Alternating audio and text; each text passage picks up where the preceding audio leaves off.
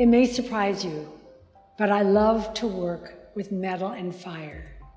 I get a vision. It's like a spark of the infinite is what I call it. It just comes to me, and then I follow it.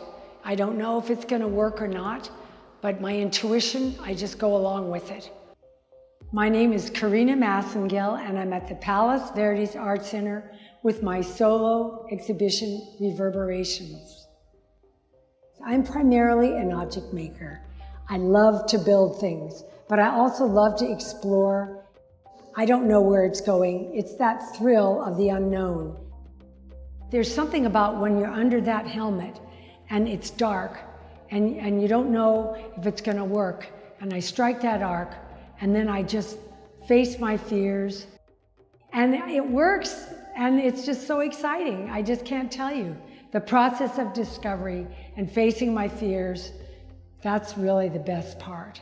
I'm so grateful that I can do that. And I have so much fun. And so many people that have said they've never seen anything like what I'm doing is a real compliment.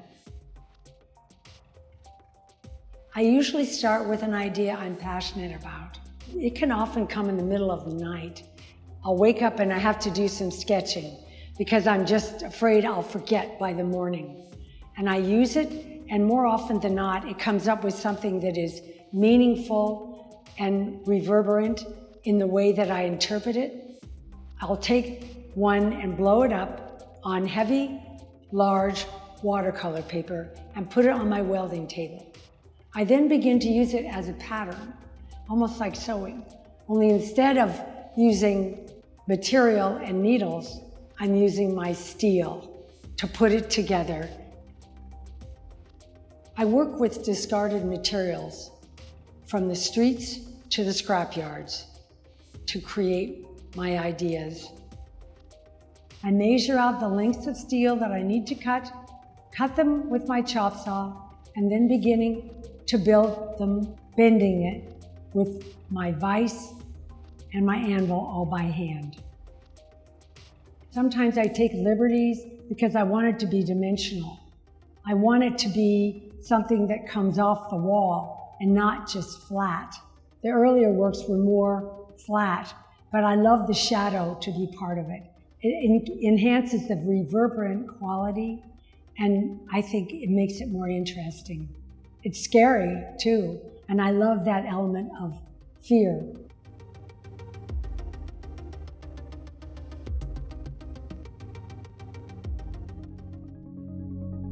Then I begin to weld on the paper.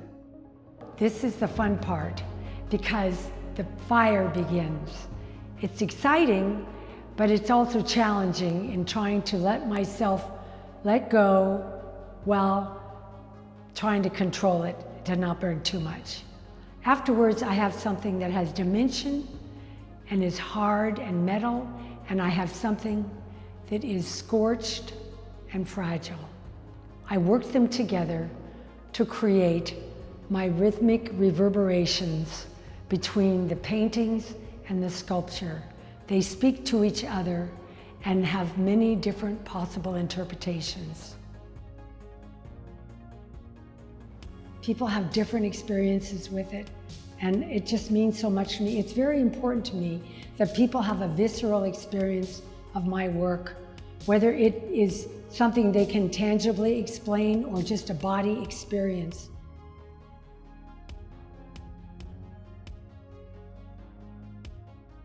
I want to encourage people to have a self-reflection. Some of the mirrors I put in sort of a symbolic way. Not that they can actually see themselves, but some of the ones that have bigger ones, you do see, you know that you're being reflected.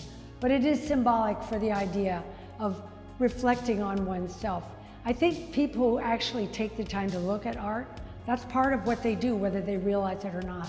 They reflect upon themselves and their own experience, their life experiences, what these things make them think, and in intangible ways, they have almost a self-discovery. And I'm really happy when they come out and they'll tell me something that I hadn't seen about my work. And then I see it totally in a new way that I can't go back on. That's part of the fun. Then that's the beauty, I think, of abstract art. It allows for that free association. to begin. Sometimes I need to just create for the joy of creating, because it makes me feel whole. And I'm so grateful that I have that ability to do that. I think if everyone could find their own creative voice, because everyone has it, and embrace it, whatever the way they do, the world would be a happier, healthier place.